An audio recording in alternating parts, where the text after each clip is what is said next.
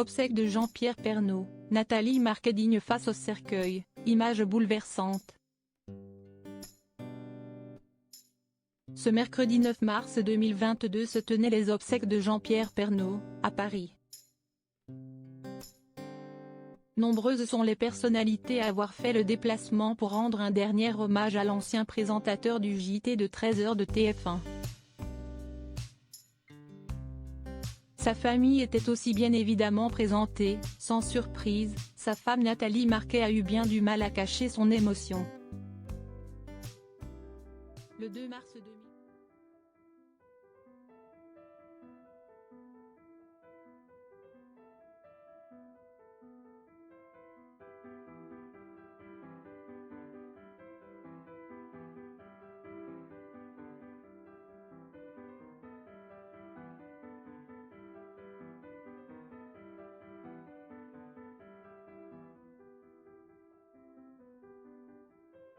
Et 11 ans.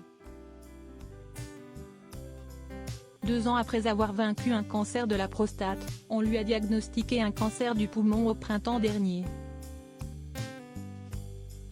Dans le plus grand secret, il s'était donc fait opérer en septembre dernier. Malheureusement, l'autre poumon a été touché, il a donc dû suivre des séances de radiothérapie. Son état de santé ne lui permettant pas de subir une nouvelle intervention. Et en février dernier, CST pour une opération à cœur ouvert qu'il est repassé sur le billard. Placé dans un coma profond à la suite de complications, il a finalement perdu la vie. Après l'hommage célébré à la messe à la cathédrale Notre-Dame d'Amiens, ville dans laquelle Jean-Pierre Pernaut est né. Dimanche dernier, ce sont ses obsèques qui ont été célébrées ce mercredi 9 mars, à la basilique Sainte-Clotilde dans le 7e arrondissement de Paris. L'occasion pour ses proches de faire leurs adieux. Entourée, entre autres, de ses enfants, Nathalie Marquet est apparue, très émue et les traits du visage tirés. Après être sortie d'un véhicule, elle a pris dans les bras l'abbé qui célébrera les obsèques. Celui-là même qui les a mariés en 2007. Elle est ensuite rentrée, digne, derrière le cercueil de son défunt mari. CST Nathalie Marquet qui avait annoncé la terrible nouvelle de sa mort à l'AFP en déclarant: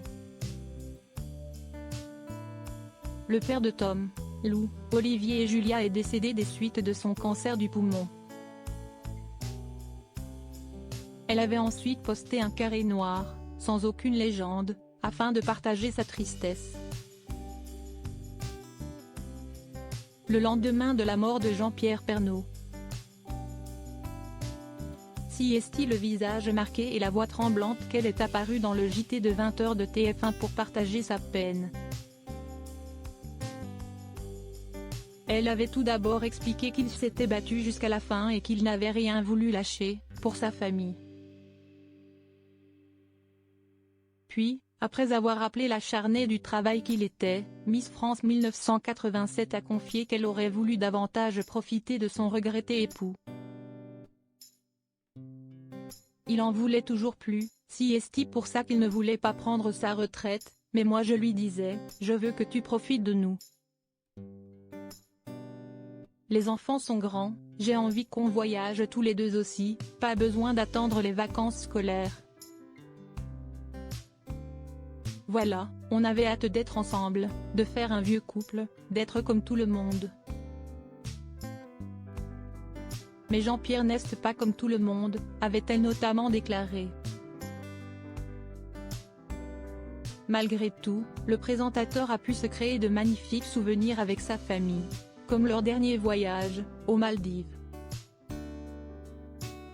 Point et jusqu'au bout, Nathalie Marquet a été à ses côtés dans les bons moments, comme les pires, ceux de ses maladies. Le couple filait le parfait amour depuis pas moins de 20 ans. CST sur le plateau de Sans aucun doute que la belle brune de 54 ans a vu JPP pour la première fois, car il présentait l'émission. séduite, elle a demandé son numéro au fils de Geneviève de Fontenay et a demandé à ce qu'il soit dans le jury de l'élection. Il a finalement fait le déplacement à la cérémonie de Miss France 2002 et la dame au chapeau a pris soin de les mettre à côté. Ils ont passé la soirée à rire et à discuter et depuis ce jour-là, ils ne se sont plus jamais quittés.